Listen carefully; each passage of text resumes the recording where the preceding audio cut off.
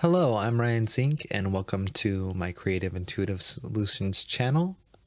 This is the 32 plus low vibe dense toxic energies, and this is the energy of rage. So, what I'm doing in this series is breaking down these energies for you and kind of giving you a visual or a description that you can visualize of how these energies live within your energy system and how they may be affecting your energy in a negative way.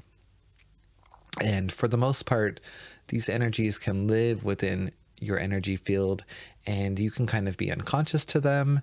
You can be numb to them. You may not be able to identify with them, but at one point or another, you may have been using these energies to create your reality.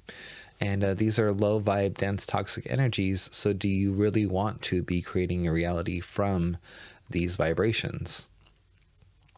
The good news is that there is a way to release and clear these vibrations, and you can do that if you are an energy healer or if you practice meditation and know how to give yourself energy healing or clearing. You can do that, but you can also do that by going to my webpage, creativeintuitivesolutions.com, and you can book a creative meditation class where we do some of this work in that class. You can schedule a one-on-one aura reading and healing session, or you can schedule a group energy healing session from the webpage, creativeintuitivesolutions.com. You can also pick up a copy of my book Vibration and a copy of my book Spaces, and you can learn how to start using the energy of positive vibrations to attract more of what you desire. And also in the book Spaces, you can learn how to release these 32 plus low vibe energies. Everything is linked in the description for your convenience. So today let's talk about the vibration of rage. And rage is on the vibrational scale. I'll say it's one step or a couple steps above anger. And to me, rage is an extreme form of anger.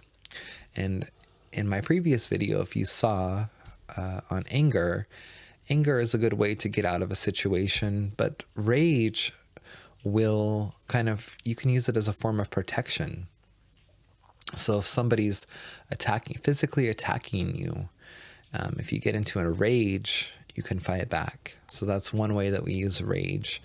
Another way that we use rage is to appear bigger or stronger than we truly are. So it's a way to people use it as a form of strength, of power, rage, to control, to manipulate people by intimidation at times. So that's one way that rage is used. But rage, if you're using it in that way, that's not really the proper way to use it. And if you're using rage all the time, if you are kind of a violent person, you can experience it as a blackout. So you're actually losing fragments of time, because while you're in the rage, you're forgetting what you've said, you're forgetting what you've done. You're only going into the action of rage, which can be very destructive.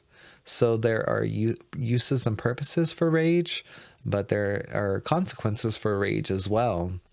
And you've got to be able to accept those consequences if you're creating your reality from a lot of rage. Also, within your energy, you may be holding the energy of somebody else's rage. Maybe somebody was in a rage and they've kind of whacked you with their energy or with their rage. So you can be holding the energy of somebody else's rage within your aura as well. So not only the energy of your own rage, but somebody else's rage. And when rage is suppressed, it can create, again, a lot of tension within the body. It can create illness within the body. It can create aging within the body if it's not expressed properly.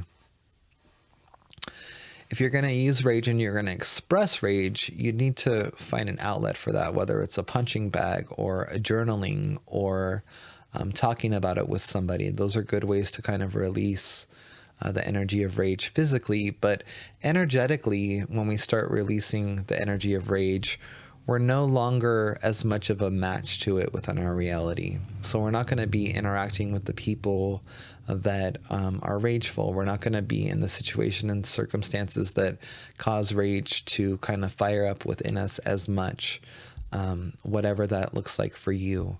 And if you're somebody that has experienced a lot of rage within your life, or you're expressing a lot of rage, or like I said, you're using it to control people, or you're being controlled by somebody that is in a rage, by releasing this energy, like I said, you're not going to be as much of a match to it anymore.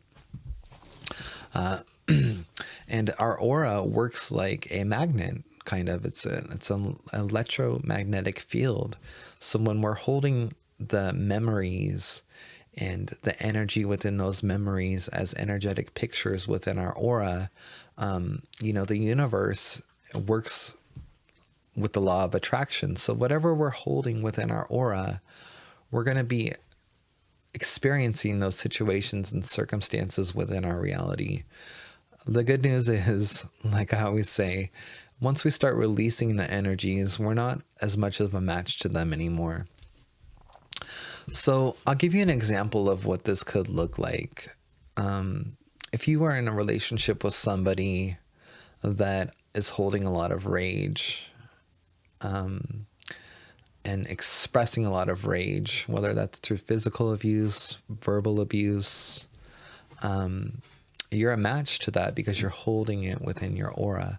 Whether you've created that within your aura or you're holding on to it from somebody else, you're a match to that person. Once you start releasing that particular energy, if that's your circumstance or situation, you may find yourself no longer attracted to that person anymore, physically attracted to that person. The relationship may dissolve as a result of you releasing this type of energy. So it's really powerful when you can identify and be really specific with the energies that you would like to release. It's really powerful because your reality will then update and start acclimating to the energetic changes you've created from within. So when you start releasing these types of energies, and in particular this one that we're talking about today, rage, you're not going to be a match to it as much out into the future. Your reality will shift. It is important to maintain your energy field through meditation, and if you notice the energies start coming back, you may even release energies that are associated with rage. What could be associated with rage? I don't know. Maybe you get into a rage when you feel disrespected. So maybe you get into your meditation and you start releasing the energy of disrespect. Maybe you get into a rage when you feel powerless. So maybe you start releasing the energy of powerlessness from your aura. These are just ideas of what's possible to do within meditation and within aura healing and space clearing.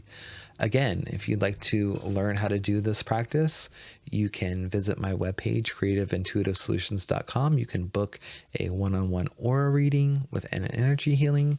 You can join a group energy healing session, or you can join our creative meditation class. You can also find the links to my book, Vibration and Spaces, down in the description.